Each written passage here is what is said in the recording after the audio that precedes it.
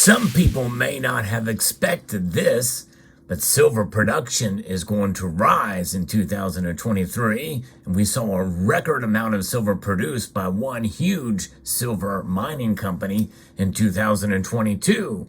Let's find out what kind of effect this is going to have on the silver price as we explore.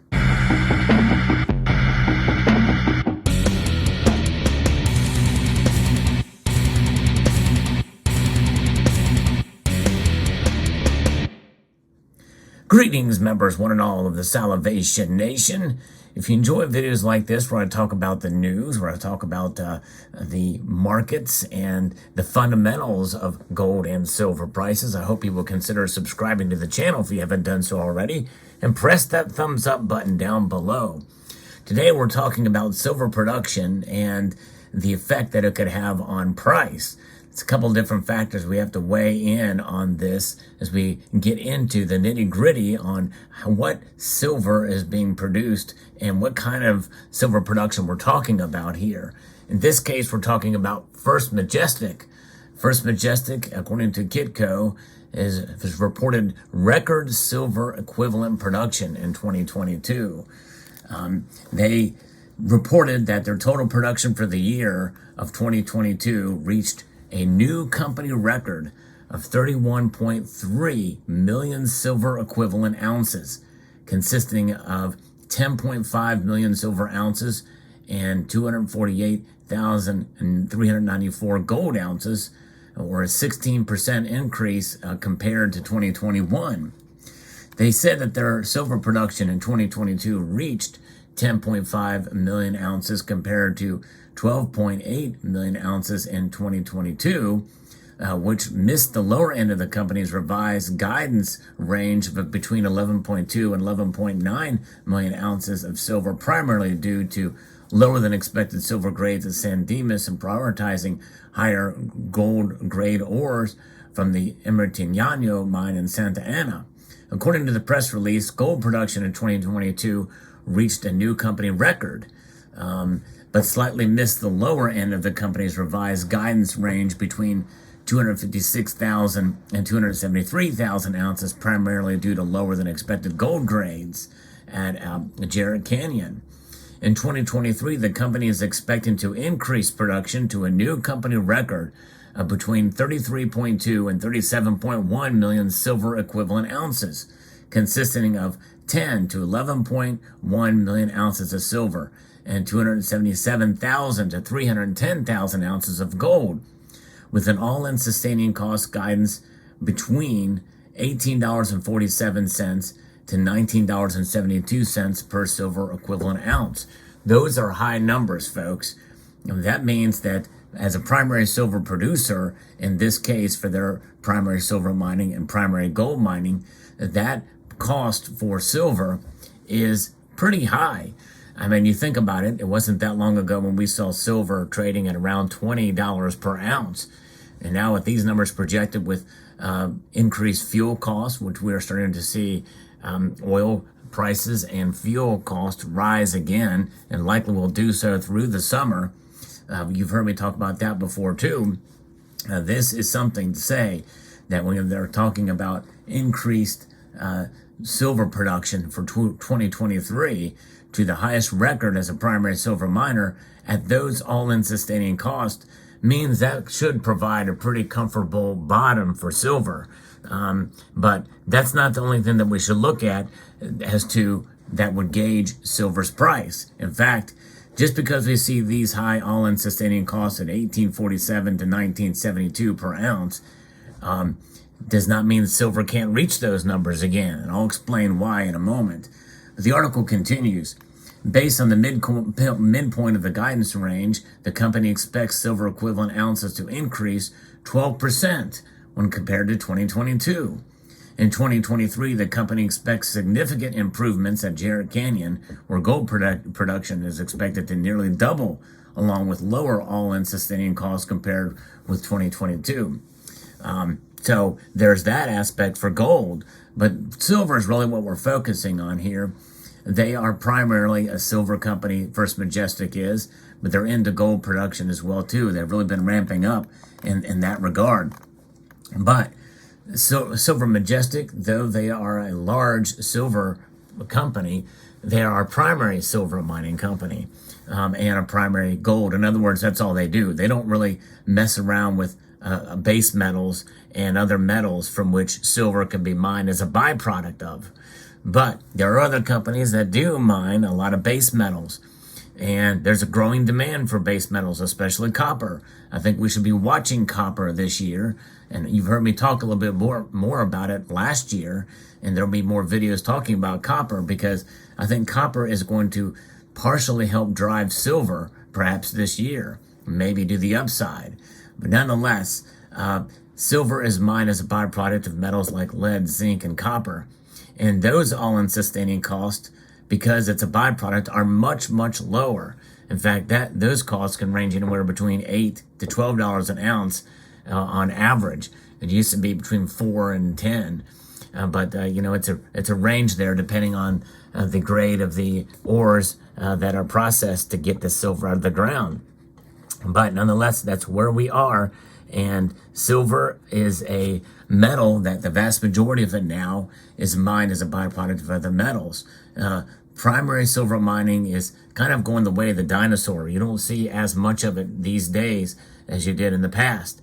So when we hear reports like this, even though it's reported that it's going to increase and maybe even fairly substantially from one year to the next, that is really not that much in the grand scheme of the entire silver market and the silver mining sector as a byproduct of other metals, because the vast majority of silver is mined as a byproduct of other metals. In fact, even Metals Focus and the Silver Institute and the estimates that they have, though there will be an increased demand, that very well could exceed the overall production. In other words, silver's increased production from 2023 projected is only 1% more than it was in 2022 in the overall scheme of things, which means it's not going to have that much of an effect. However, in other words, silver could still climb fairly substantially this year because of the increased demand that's been projected. And I do think we're probably going to see that demand one way or the other, whether it be through green energy initiatives and whether they be mandated or not, and or just increased production of products out there that use silver, such as electronic devices, the like, and the biomedical field, which in that area it's somewhat recession-proof. And so when you see that kind of activity happening, you're going to still see a demand for silver increase, and especially when you consider the populations are growing. And even though it's not by as much as we'd seen in previous years, especially China, that's something to watch as well too. China's population decreasing, which means there may be a little bit less demand. But you never know. There's other mitigating factors that could come into play as well too, because China is emerging as a very strong economic superpower. There's no question about that. So even with a lower population growth and even of a decrease in population, that population is becoming more and more plugged in and utilization of technologies that require silver. And silver, a metal that's in high demand, I think that is something that we are going to continue to see, even if it's not as much as what the analysts predict. And that means higher silver prices. I feel this year we're going to see, and as I've mentioned in my prediction video for where silver prices are going to go, we're going to see a volatile market for sure. But so far this year, we've seen it hold on fairly strong at the very beginning of the year. Some people say that, looking at charts and the like, that, the interpretation of it through average out, that metals tend to pop at the beginning of the year, and then towards the summer and end of the year, they pull back. But I tell you what, I don't know that there's really much pattern for that type of thing. Regardless, and it's going to be very interesting to see what could come up that's going to drive silver's price. But I think this news of record high silver production, especially with some of these primary silver mining companies, does not mean as much as it would have 10 years ago or 5 years ago, even 5 years ago. There's less and less primary silver mining happening these days, and there's more and more silver being produced. Ironic, isn't it? And that's the kind of things that we have to navigate as we try to decipher and make decisions based off of what the news is with regards to silver production and in terms of the dynamics of the silver market, which, by the way, is still very small. And silver oftentimes is misunderstood, and it's probably most misunderstood by some, even in this community. Silver is a metal should not be looked at as something to make you rich. I don't think we should look at it as an investment in the financial sense. I think it's a metal that, as we accumulate it in the physical form, we are seeing fluctuating premiums, mostly to the upside, even now with some of the premiums coming back on some silver products. Higher premiums make it that much more difficult to be able to realize wealth preservation or purchasing power, because you may not get those premiums back when you go to sell them, especially if they're fluctuating as they are now. Local coin shops are less likely, or even bullion dealers are less likely to pay you, that $1.50 above spot, which they were maybe doing not too long ago. Or for eagles, $10, $11 above spot per American silver eagle these days. So all things that we should take into account and consider whenever you're stacking silver. Silver is a long-term proposition, folks. I can't stress that enough.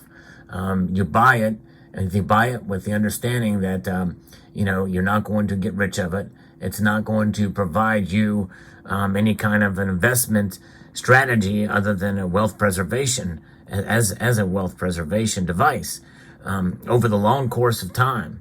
And because when put into practice, when you utilize what I refer to as smart dollar cost averaging, or at least dollar cost averaging, you're going to do okay over the course of a stretch of time. That stretch of time is a long game. In other words, probably more than 5 years. But even just a few years, you'll probably likely see what I'm talking about, because silver, depending on how you buy it, will preserve your wealth. You got to be a little bit more strategic about it than you would for gold. So there you have it. Let me know what your thoughts are in the comment section below.